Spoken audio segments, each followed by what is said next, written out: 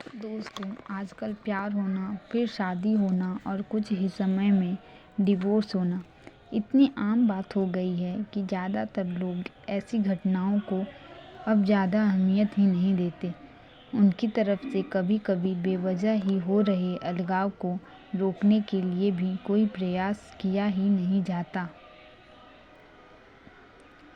आज की ये कहानी ऐसे ही हो रही अलगाव की है, जिसे खुद एक पत्नी अपने शब्दों में बता रही है।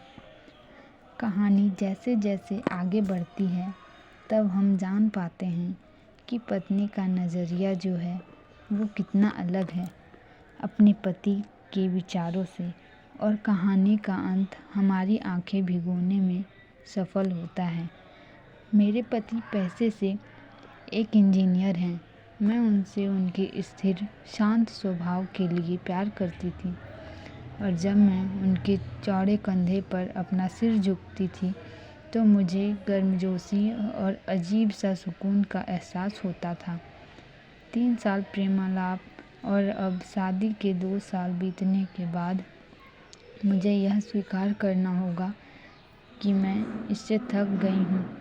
मेरे पहले उसे प्यार करने के जो भी कारण थे, अब वही मेरी सारी बेचैनी के कारण बन गए हैं। मैं एक भावुक महिला हूँ, और जब रिश्ते और मेरी भावनाओं की बात आती है तो मैं बेहद संवेदनशील हूँ। मैं रोमांटिक पलों के लिए उसी तरह तरसती हूँ जैसे कैंडी के लिए तरस रही एक छोटी लड़की। मेरे पति मेरे बिल्कुल विपरीत हैं। उनकी संवेदनशीलता की कमी और हमारी शादी में रोमांटिक पलों को लाने में उनकी असमर्थता ने मुझे प्यार के विषय में निराश कर दिया है। एक दिन मैंने आखिरकार उसे अपने मन की बात बताने का फैसला किया कि मुझे तलाक चाहिए, और मैंने हिम्मत करके उसे बताया। आखिर क्यों? चौंकते हुए उसने पूछा। मैं थक गई हूँ।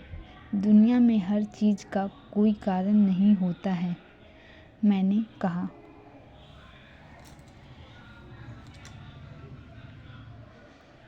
वह पूरी रात चुप रहा और हर समय हाथ में एक जलती हुई सिगरेट लिए गहरे विचारों में डूबा रहा। इससे मेरी निराशा की भावना और बढ़ती गई, क्योंकि मैं ऐसे आदमी को देख रही थी जो